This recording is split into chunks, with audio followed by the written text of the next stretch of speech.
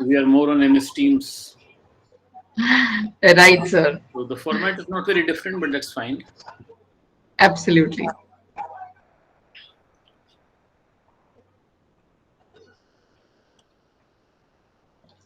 Thank you for joining us on time. I got actually a little late. I'm apologetic. We just got free from the assembly. It was a departure assembly that took longer.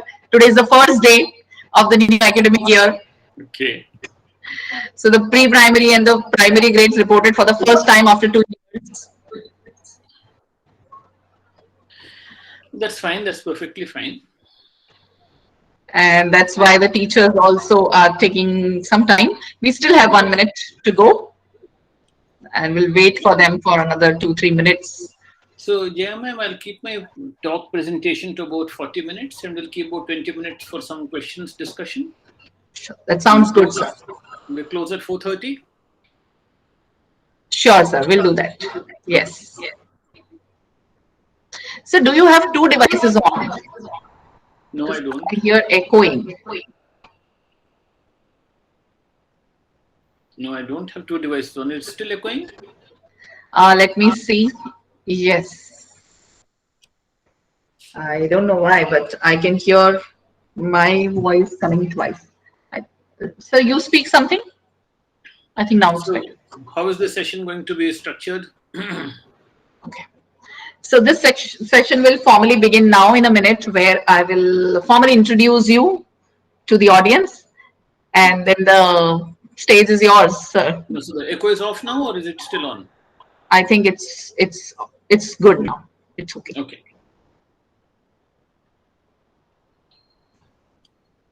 So with your permission, can we wait for 1 minute? Sure, absolutely.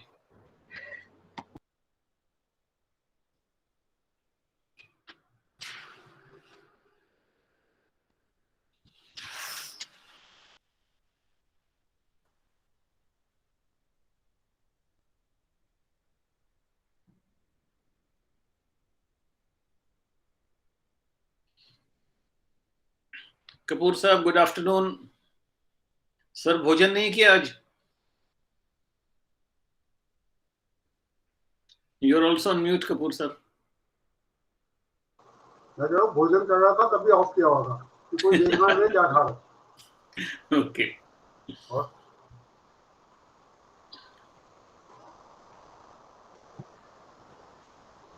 I think we also have Mr. Julio Ribeiro, sir, with us. Yes, I mean, it's a huge honor. It's a huge honor. Welcome, sir. Good afternoon. Could we see you, sir? Is it possible to turn on your camera? And with Dr. Chaudhry's permission, if we could also hear you address us for a minute. Yes? Ma'am Julio Ribeiro sir नहीं है, उनकी secretary ma'am है, तो वो attend कर रही है हमारा session. Okay. Because the name display here is yes, his, ma'am. with his picture. She deserves to be complimented as much. Correct, sir. Perform unless the secretary performs. Absolutely. So welcome to you, Secretary Madam. Thank you for joining us at Aadharshila Talks. So formally, let me welcome our Aadharshila speaker for the day, Dr. Harish Chaudhry, sir, one of the best speakers that I've come across and have been influenced by. There are so many things that can be mentioned as his personal traits to learn from. Most importantly, how to be so humorous, keeping a long face. So that is something which is exceptional about you, and it's not easy to learn it. I also admire how sir has his own kitty of stories full at any time on all topics, and that too from his own life. That makes me think that there are stories happening around us the whole day, but we are probably not keeping a note of it and we don't remember them. And this is another thing which we need to learn from Dr. Harish Chaudhry. So good afternoon, namaste, and welcome to all our participants, to the distinguished speaker of the day, Dr. Chaudhry. Let me formally first introduce sir to our audience. Dr. Harish Chaudhry is an associate professor with the Department of Management Studies at IIT Delhi. Sir has worked in companies like Dunlop India Limited, NIIT and RAG Systems before joining academics with the Department of Management Studies, IIT Delhi. As an outstanding teacher and learner, Dr. Chaudhry has undergone a certification course in TQM, ISO 9000, and is a certified lead assessor by RWTUV Germany. He also attended a course in ERP conducted by Barn Systems, Holland, besides many other training programs. He has been a trainer for organizations like Godfrey Phillips, ITC Network Limited, PCL, and so on. He has served as a consultant for a number of organizations such as Modi Rubber Limited and many, many more prestigious organizations. Sir has published over 20 research papers in national and international journals and has guided 8 research scholars for their doctoral work. Sir has conducted over 100 training programs for school principals and teachers in India and abroad, and has led delegations of school principals to schools in Australia, Finland, UK, and the US. Sir has conducted numerous researches into school education, including a research on assessments effectiveness funded by IBM under their Global Faculty Award scheme. Sir has been a part of the organization team of numerous national and international conferences and presented research papers in a number of national and international conferences.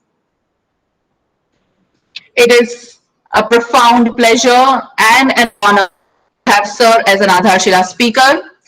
We as teachers always talk of following different pedagogies, but always keeping in mind that whatever we teach, we always keep the values at the center. But somehow, once we start with the curriculum, we get very technical with it and we forget to connect what we learn with the real world and the values that govern the happiness and satisfaction in this real world.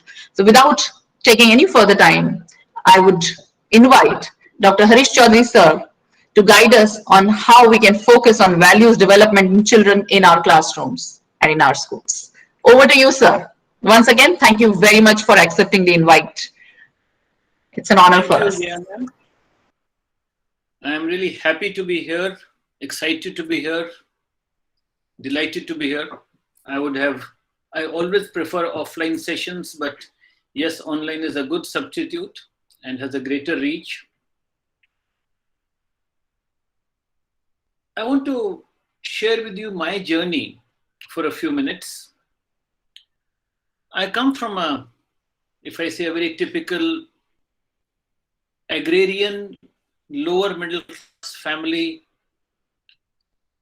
which my father struggled very hard to give us the best education in the country, me and my brothers. He put me into the Doon School, one of the most expensive schools of India, if I may say. And his transition was from, if I say that same lower middle class agrarian family to becoming a government servant. And at the pinnacle of his career, he was a cabinet minister with the government of UP. From where he resigned and subsequently declared himself to be a retired politician. I never understood what is the retired politicians, because I thought only government servants, teachers, principals retire. Businessmen and politicians don't retire. And he said, I have taken sannyas from politics. Because whatever he said, we criticized the previous government regime for when we were in opposition in the Assembly and the Parliament of India. When we were given the opportunity, we could not bring in the changes. We could not give to this country the governance that we had always dreamt of and we'd asked for. As I moved on in life, JMM, thank you so much for the, if I say, very impressive introduction of Harish Chaudhry. Even I got impressed. One thing she left out is that I am now 62 years of age. And this is black hair courtesy L'Oreal or Garnier. I'm not too sure. My wife knows that, but it's definitely one of the two. And when I started my career, we were pushed for or we needed to take up a job. And the purpose of a job was A, to be able to earn a living, B, to achieve some social status, and C, to say keep ourselves busy. It was much later in life that I realized that there was another purpose to it, and that is to attempt to make a better world. So, doing school, IIT Kanpur, chemical engineering, management, I am Bangalore, fancy job, good salary. In my 20s, I wanted to climb the corporate ladder. And I saw myself in the 40s and 50s to be heading a large corporate organization. That was my dream. Kahin MD banenge, chief executive banenge. In the 30s, it was money, it was family. I got married in my late 20s in Mumbai. And I wanted a car and a house, and I wanted money for my son's education. And by the grace of God, and if I may say solely by the grace of God, I got it. I look back, I think it's a wrong word to say I achieved it. I got it. God gave it to me. And at the age of 40, I was teaching at IIT. I was consulting for companies like Coca-Cola, BPL, Godfrey Phillips, HCL, many government organizations, HPCL, BPCL, and so on. And it started hurting me.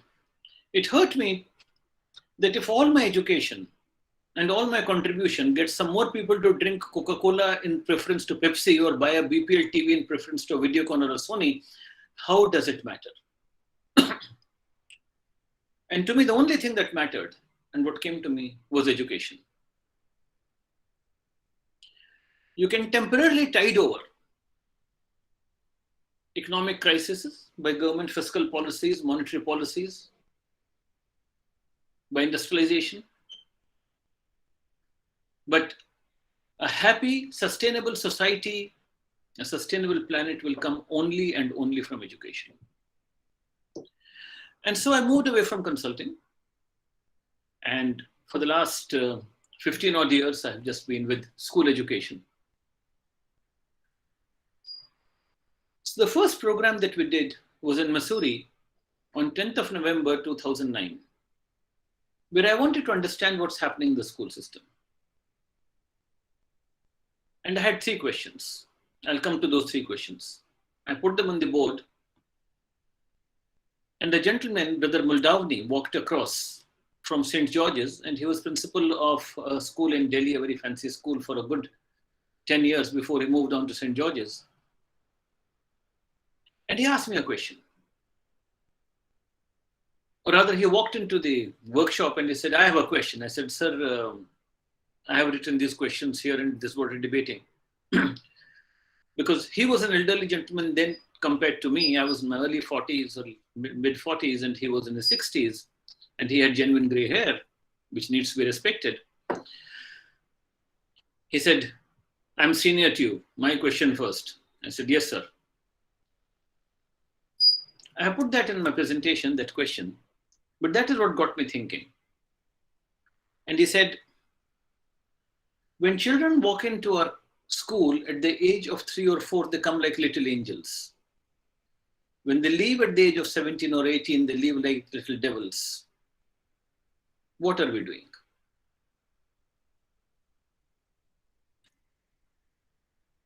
Subsequently, a few years later, I was at breakfast. We were having a conference in Dehradun, and I was at breakfast with a very, very senior retired school principal who headed one of the best schools of India. And he was in his 80s, and now he is in his late 80s or close to 90, a great gentleman. And he said, Harish, you know, I'm happy that I'm dying. I said, I'm sorry, sir, I don't get that. Is there a problem? He said, yes. When my grandchildren ask me, what have you done? Why have you spoiled the earth? Why are you giving us a world torn with strifes and wars, chemical, biological weapons? Why are the rivers not clean? Why is the air polluted? What have you done? I don't have an answer. So this is what spurred me on. And this being a perennial question, I don't have the answers. I'm going to raise some questions. But let me also get a little bit into the theory and what I believe could be an approach. Is my screen visible, ma'am? No, sir. No. So I need to, sorry, I need to get back to. So did you click sharing the screen? No, I didn't.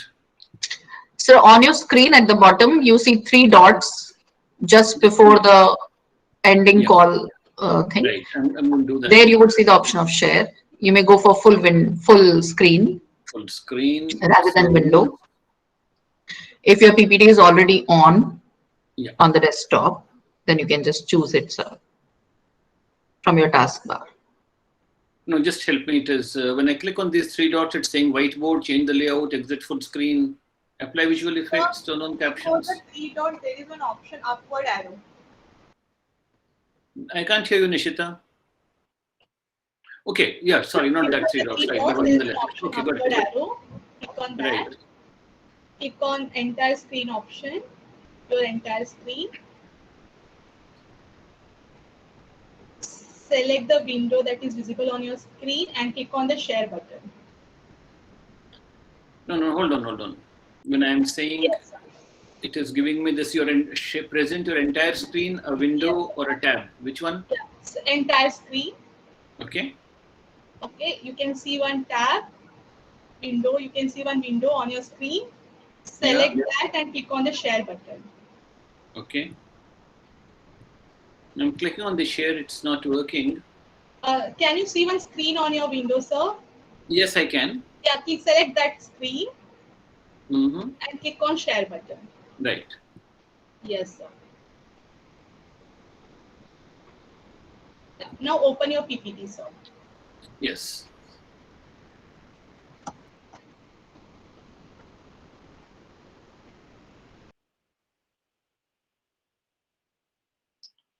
Nishita, where do I open my PPT Have from? you opened your PPT, sir? Where is it? Where is your PPT, sir? On your system, where have you saved it, sir? Yeah, sir. So if you minimize this screen and open your PPT, yes, so now we can see it. We can see it. Okay. Okay. Yeah.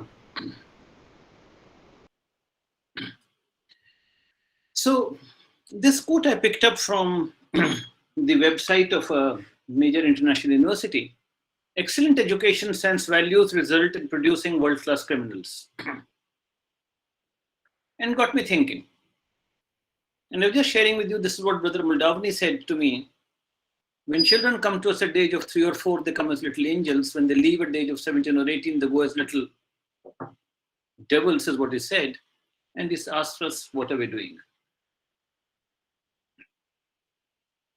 If I look at, are we an educated society?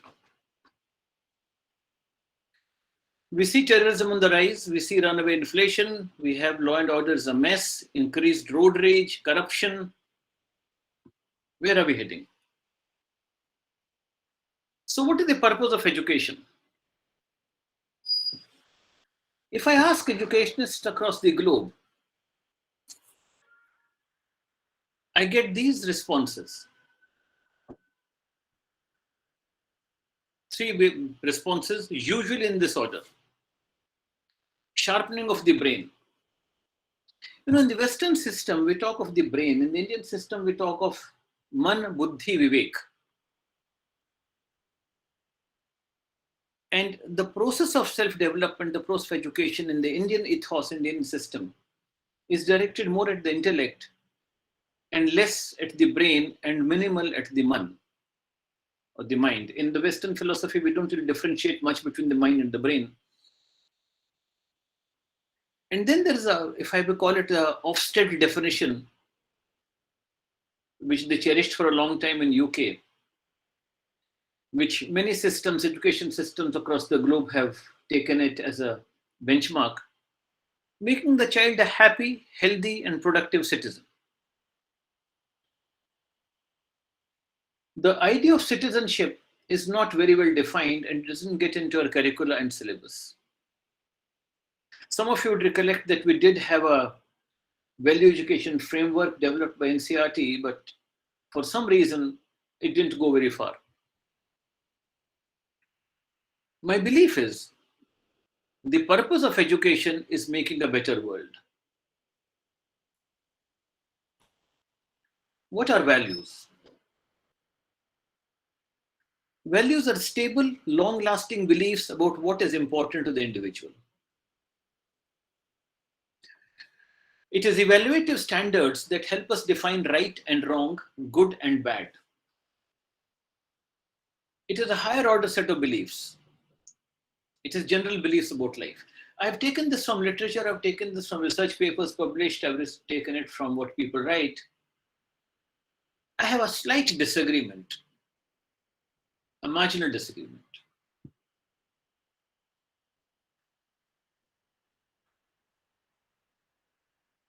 Values are eternal. They are not ephemeral. Values are beyond debate. They are not personal. So since I have taken it from theory, it would have been imprudent to put my opinion there. But my belief is, or my value is, that values are clear, crystal clear, they are universal, they are not debatable. Attitudes, on the other hand, are a cluster of beliefs, assessed feelings, and behavioral intentions towards an object or an entity. So in his book, Principle-Centered Leadership, Stephen Covey gives an instance. There is a nuclear-powered aircraft carrier frigate of the US Navy cruising along this deep sea. And the guard from the bridge sees a light ahead. And he phones back to the control room to the captain, "Sir, there seems to be a ship ahead of us." And the captain says, "Contact them and tell them to move out." So they managed to get that light, that alleged ship, on a radio contact and telephone them, "Move out." And back comes the message, "You move out." The captain is angry, is enraged. He says, "Tell them we are a nuclear-powered aircraft carrier frigate. Tell them to move out." And prompt comes back the reply, "I am a lighthouse." Values are like lighthouses. They do not move out. They will not move out, even when it's a nuclear frigate heading towards them.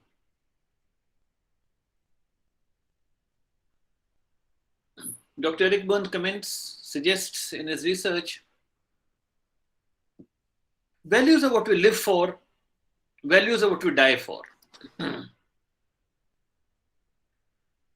Fortunately, unfortunately, most of our value system gets formulated by the age of 8, as per the research of Dr. Eric Berne. And he says that at the age of 4, the child decides how to live. By the age of 8, the child decides how to die. The rest of the life is only a drama being enacted. Fortunately, it can be changed. There are terminal values, a desired state of existence that we think are worth striving for. Values like honesty, integrity, beauty, equality, wisdom. There are instrumental values, which are desired modes of behavior that help us reach the objective of those terminal values. Being polite, being courageous, being logical, being self-controlled. terminal values get embedded automatically and they result in instrumental values as a derivative. The reverse is not necessarily true, though it perhaps has a strong correlation. Behavior, on the other hand, and we do notice behavior of an individual changes in different environments, is a function of internal influences, external influences, environment, and stimuli. So the same person could behave very differently in different environments with different stimuli. So behavior, though an output of values and attitudes, is not a very good indicator of what the values could be. A very soft-spoken person, a very decent person, may be very hard and harsh internally. And then we also use ethics and morality. Sometimes we don't distinguish between values, attitudes, ethics, morality, behaviors. But it's important to keep it different, separate. So ethics are moral principles or values that determine right or wrong. So that's a set of values. And moral development is a person's level of maturity regarding ethical decision making. You know, our intellect always knows what is right. The brain tells us what is possible. The mind tells us what to do. Moral development is superimposing the intellect on the mind and operating from the intellect, vivek. And moral intensity is the degree to which an issue demands the application of ethical principles. So I recollect in the 70s, before most of you were born, there was this disastrous, if I say unfortunate, Bangladesh war, when East Pakistan became Bangladesh. And there was a lot of unhappiness, there was a lot of disturbance, and there was a fundraising concert at Albert Hall, London, with Pandit Ravi Shankar and Elton John. Elton John on the guitar and Pandit Ravi Shankar on the sitar. And at the introduction he said, "The hottest place in hell is reserved for those men who in moments of moral crisis refuse to take sides and appear to be neutral." Sorry, I haven't written it down, but to me it's a very powerful statement. The hottest place in hell is reserved for those men who in moments of moral crisis refuse to take sides and appear to be neutral. Now that is a moral intensity. How important is it? How important is it for us today to take sides and to make our voice heard and to see what difference we can make to the crises that is happening all around the country, along our borders? I was with the ambassador of Uruguay the day before, and he was asking me, what is your opinion on 40,000 tons of diesel that the government of India has given to Sri Lanka when we are facing a crisis of energy in our own country?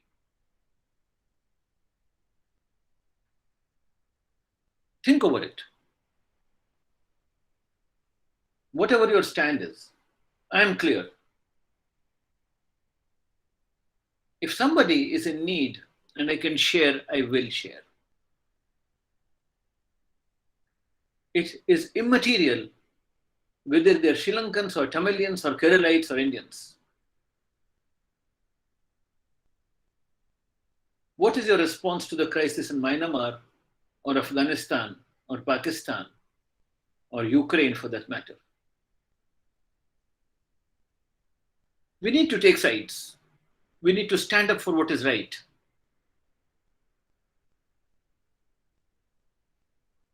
Now, to me, there are three important issues or three important questions. What are practical and pragmatic values?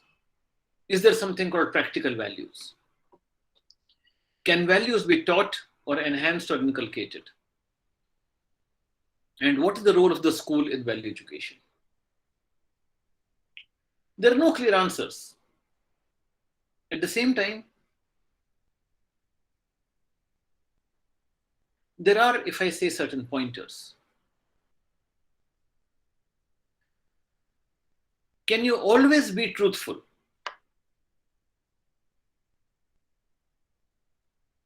Or is it that sometimes may warrant not to be truthful? Can you always be honest? Is it always 100%? Will you get trampled over? The human race has to survive.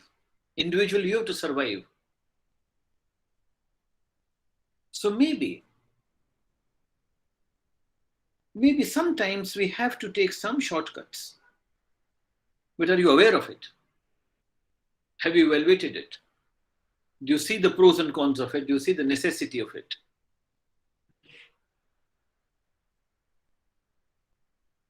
So I'm going to brood over in the next 10-15 minutes over some of these questions. But let's also understand how a child learns. Research suggests that 15 to 20% of the learning, even in curricular subjects, can happen inside the classroom. But 80 to 85% of the learning happens outside the classroom. We would love to believe that we can alter everything in the school. Not true. Children learn from school, but they also learn from books. If some of you recollect, I think we have teachers here, you would. In the good old days, we used to have books which people used to read. Now they surf the net. Surfing the net is not equal to reading a book. They learn from the society. A school is a reflection, is a microcosm of the society. They learn from the relatives. They learn from their parents. They learn from the media. They learn from the friends. So it would be absurd of the school to assume a responsibility of complete transformation of a child. But what is it we can do? So practical values. I have come to two, which I can practice at all moments of time. One, I shall not take that which is not mine. And two, I shall not step on anybody's toes for my personal gains. And three, I will always be well behaved.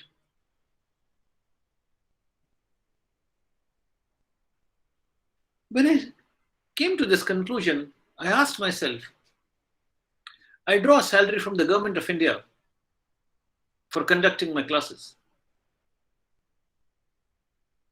If I have not taught a class well, am I entitled to my salary? If I'm late for a class, should I take a pay cut? If my children are not learning, should I be drawing my salary? And to me, it is academic corruption to walk into a classroom unprepared. If I have not put in that preparation time, and in IIT we quantify it in my institute, it is expected that a teacher will prepare for at least 2 hours for a 1-hour session. And that does not matter whether you're taking the session for the 5th time or the 10th time in your career. If I don't do that, if I use the time that I'm being paid for something which is not a part of my job, am I entitled to my salary? 2, I want to climb the corporate ladder. I want to earn money. I want to do well in life. I want to succeed, whatever success defines, but not at somebody else's cost. It has to be my own endeavor, my own effort, and I will get what I deserve. And 3, I never have a right to misbehave with anyone under any circumstances. I can certainly practice them at all points of time. So what's the approach that a school can take? If these are the values, the first necessary condition, essential requirement, is to have teachers as role models. You see, if you go back to Eric Bern's theorem that the value structure gets defined in a child by the age of 8, we also need to understand what are the stages of learning.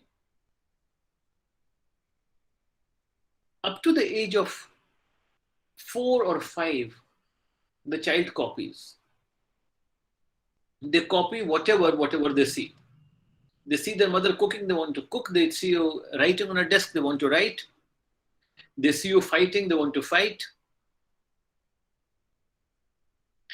And it was Professor Krishnan Kumar, who was director of NCRT, who helped me understand we must put pleasant pictures in the child's bedroom. We must have pleasant colors on the walls in our house. We must have beautiful photographs. And we must not allow loud music and violent movies to enter our house if the children are young. They're going to copy it. From the age of 5 to about 10 or 12, the role model. They copy the behavior patterns of those people whom they like.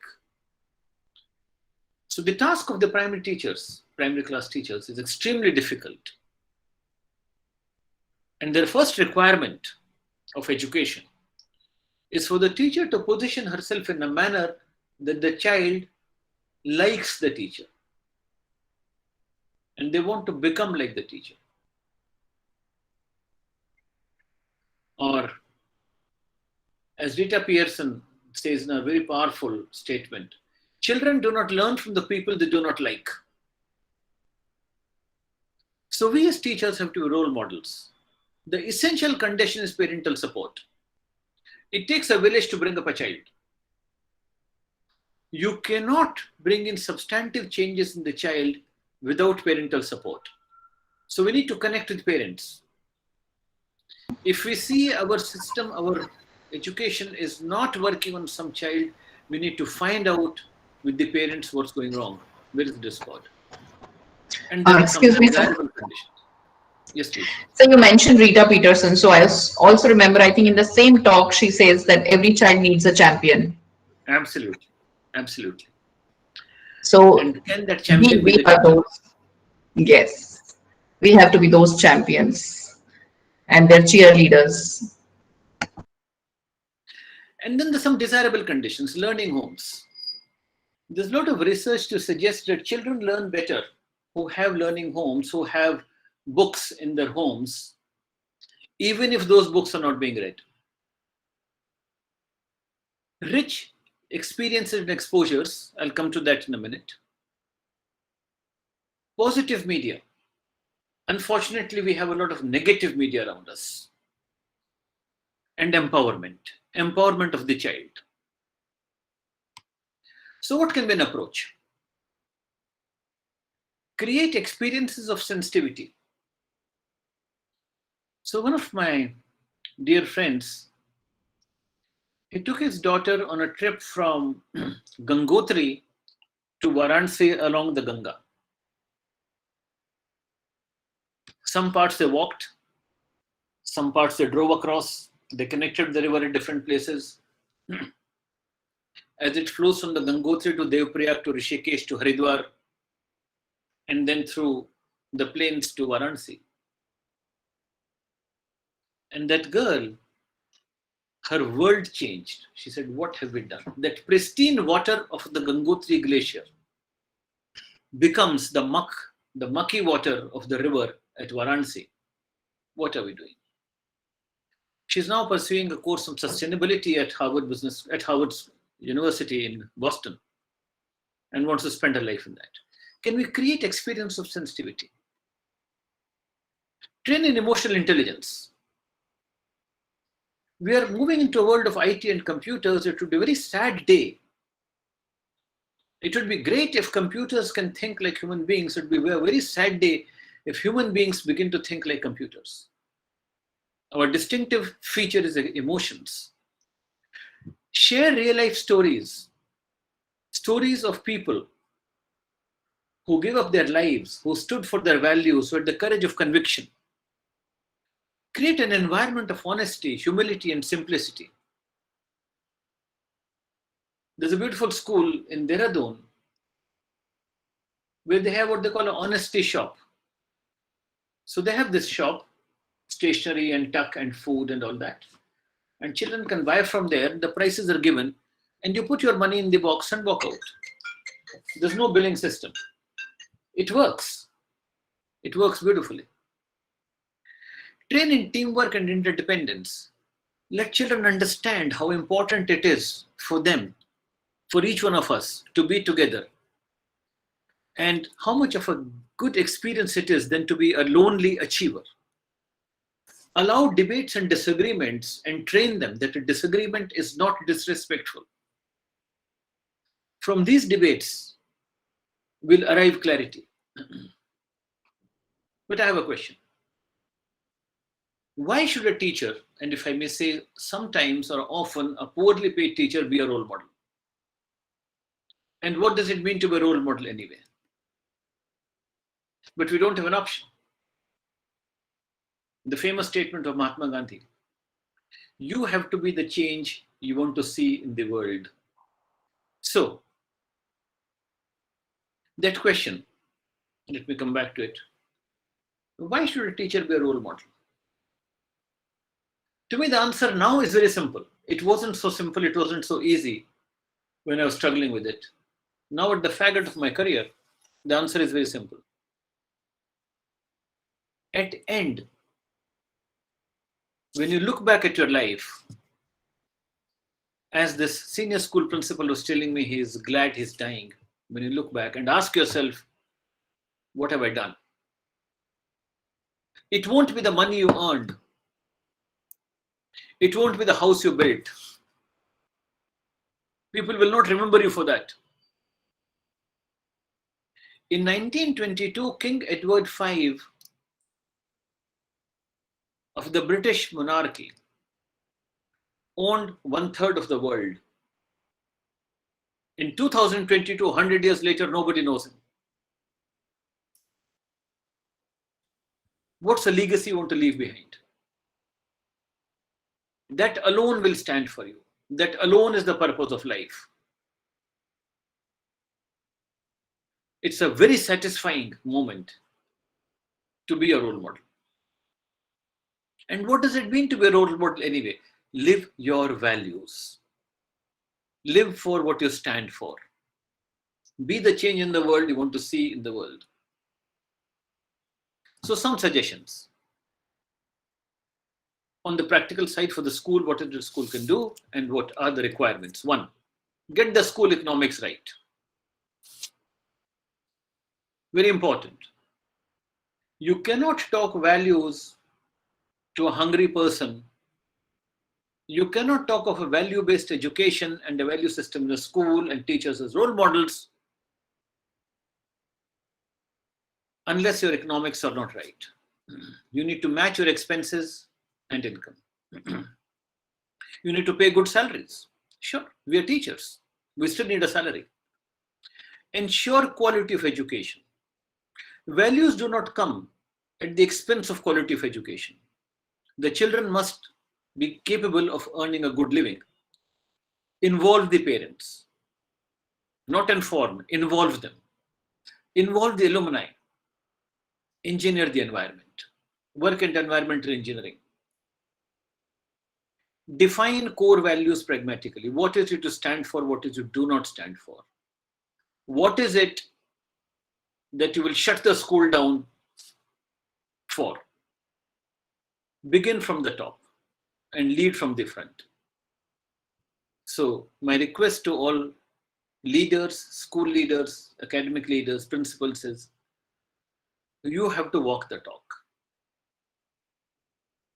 You cannot talk unless you walk. You have to be a value-based person. Whatever you say, or as Emerson said, Who you are shouts so loud in my ears that I cannot hear what you say. Recruit young, enthusiastic, energetic, passionate teachers. Believe me, it is these little girls in the 20s, early 20s, who want to make a difference. It's our environment that something sometimes goes wrong. And make staff development a priority. I use the word staff, not teachers, because values begin from the peon who stands outside the door or the security staff who stands at the gate. We are all in it together. Establish simple practices and celebrate small victories. So there was this professor friend of mine at IIT who took leave from the institute to set up a school in his village. And he came back after a few years. I was asking him what he did. And he said, I tried to teach those children cleanliness. So the first thing he did is, he said, on the birthdays, we will not have a cake. It messes up the place. We will only give 2 toffees or chocolate to all the classmates. And he said, even that I found children threw the wrappers around. So we said, we are going to ban these, we'll only give dry fruits.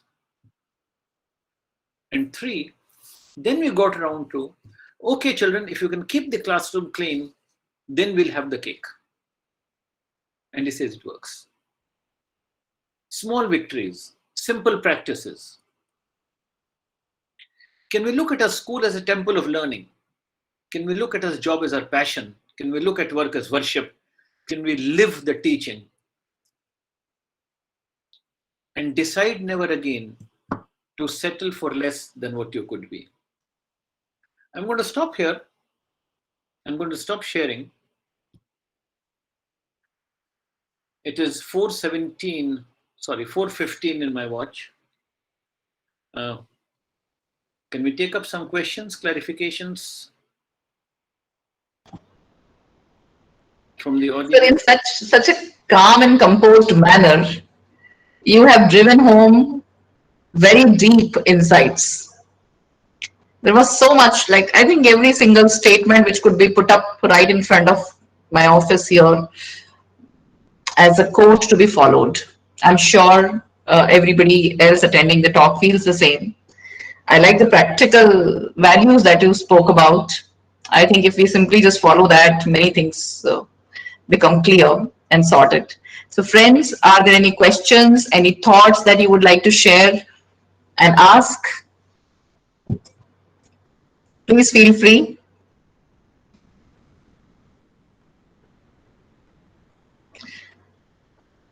Namaste, ma'am. Namaste. Sir. Sir, as you said, the teachers have to set, or they have to set an example. They have to be the role models. How impactful that it is, because we still remember our teachers who have impacted us. The teachers who I have been under, they were quite modest, quite simple, and they were loving. So this, I feel, from my teachers, from my parents, I have got that quality, and that I can percolate down in my students. I also would like to share an experience, or I rather don't want to blow my own trumpet, but just an example. I'm a Catholic guy. I'm actually teaching in Ramratan International School, Greg sir, yeah. And being a Catholic, it seems like people think, they have a perception that every Catholic function they have to have drinks, okay, drinking and everything, all that stuff. But I never drink. So there was one question to me, Are being a Catholic, why can't you drink? Why don't you drink? You are a male. Why don't you drink beer, PO, APO, whatever it is? I said, I'm into a profession where if I'm asking a child not to smoke, not to drink, how am I going to do that? If I'm doing it, I have no right ever on that child or anybody to stop drinking or to stop smoking. So teachers play a very important role, I feel, and values come from them. And as I said, values are not taught, but they are caught. Thank you, sir. Wonderful, Gregory. And since Jaya ma'am said that there should be some lighter moments, my class of students who were in a hostel were virtually teetotalers till we left school. Because in class 7, our chemistry teacher, Mr. Gupta, he wrote an equation on the board, alcohol plus aldehyde gives salt plus something something. And there was this naughty child who said, sir, what is alcohol? So he walked over to the lab and brought a bottle of alcohol, pure ethyl alcohol, and a spoon, and gave him 1 spoonful. And all of us queued up. We said, sir, we won't have alcohol.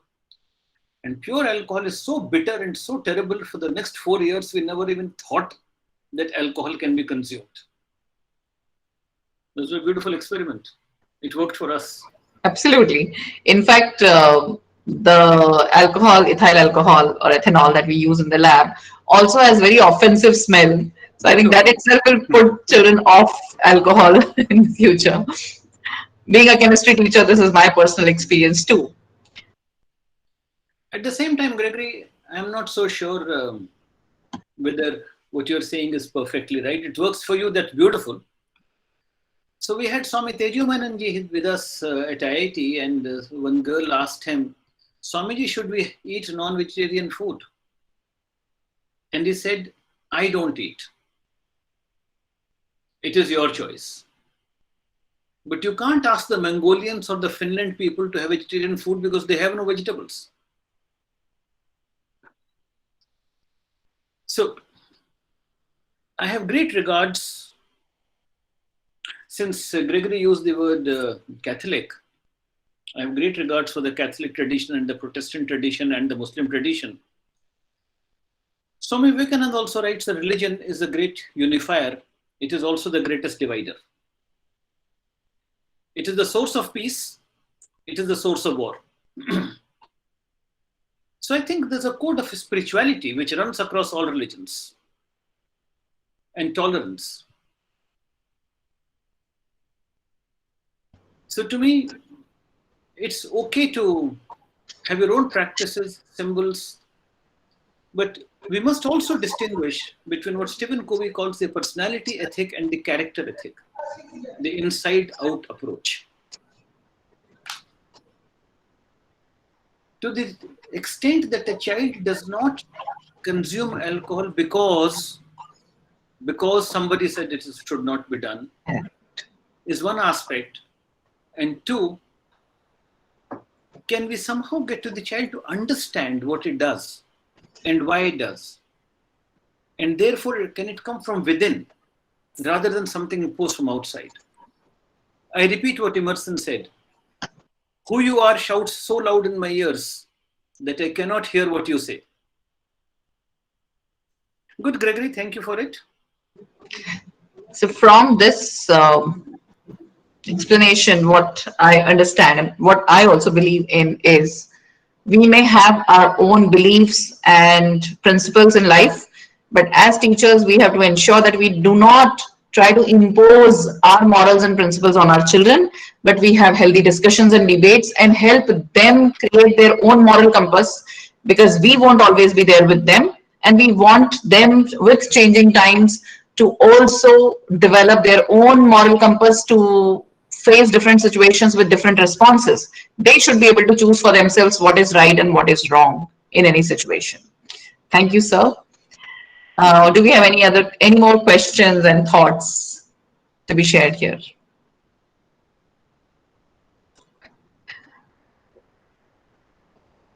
Sir, I remember reading about this in a newspaper, and I've also seen a screenshot of the same, that in a certain country, a math textbook, for example, has questions like, which mentions the name of countries in the question, that our soldiers killed so many, let's say so many Indian soldiers. Initially, there were so many Indian soldiers, and after a fight of 2 hours or so, there were so many Indian soldiers left. So, you know, how many were killed? Basically, it's a question on subtraction and, you know, those things. I think this is such a great example of how we are impacting, here in this case, very negatively impacting the child's thought process through academics. The same could be done in our academic subjects also in a very positive way. If you helped someone with so many, you know, let's say blankets, and then later there were more needy people and you did a few more, what is the total amount that you've donated? So it's all about how we bring in the values even in our regular subjects across the grades, depending on the concepts that they are learning. And hence one has to be very careful about it. Good. I absolutely agree with you, Jayman. And I don't know whether this can be a debate on values, but there can be discussion on implementation. So I think Mr. Kapoor has just put something on the chat. Let me see. Kapoor sir would like to say that.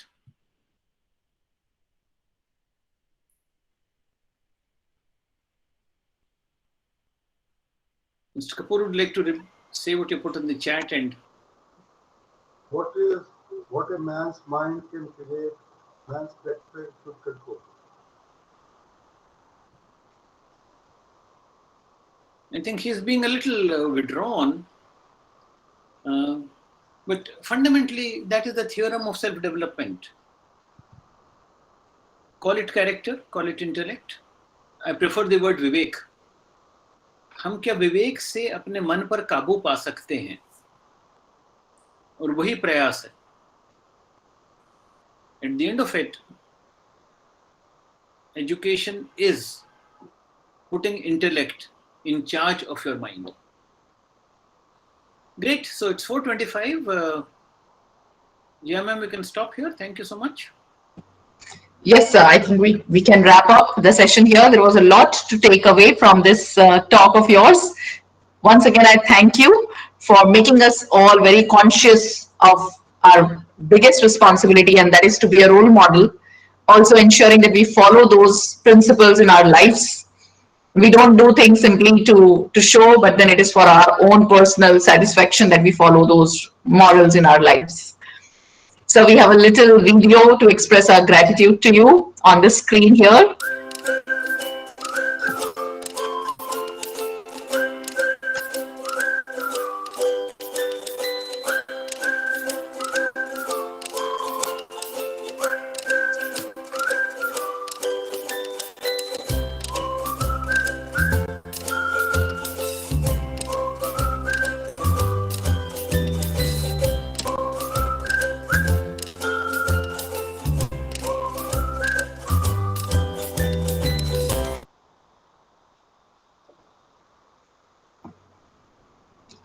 So at the end, I would simply just like to conclude it by saying that in our schools, in our classes, let us not just teach children the values of things, but also let them understand what values, what is to be valued in life.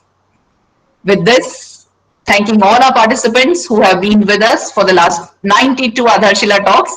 Dr. Chaudhry, I would like you to know that at the start of the pandemic in April 2020, we thought of starting with this platform where educators could come together.